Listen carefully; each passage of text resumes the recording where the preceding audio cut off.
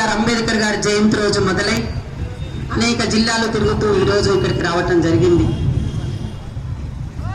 అంబేద్కర్, పూలే వాళ్ళిద్దరూ కూడా కుల వివక్షతకు వ్యతిరేకంగా, అంటరానితనానికి వ్యతిరేకంగా పోరాటం చేయటమే కాదు, మహిళల అభివృద్ధికి బాటలు వేసినటువంటి వ్యక్తులు ఇద్దరు కూడా.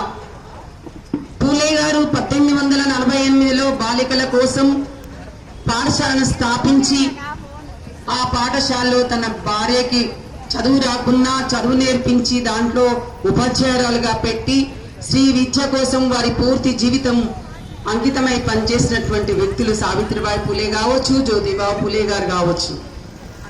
డాక్టర్ బిఆర్ అంబేద్కర్ గారు ఒక్కడి వాడు కాదు, అందరి వాడు, అందరి హృదయాల్లో చొచ్చుకొని పోయినటువంటి వ్యక్తి డాక్టర్ బిఆర్ అంబేద్కర్ గారు.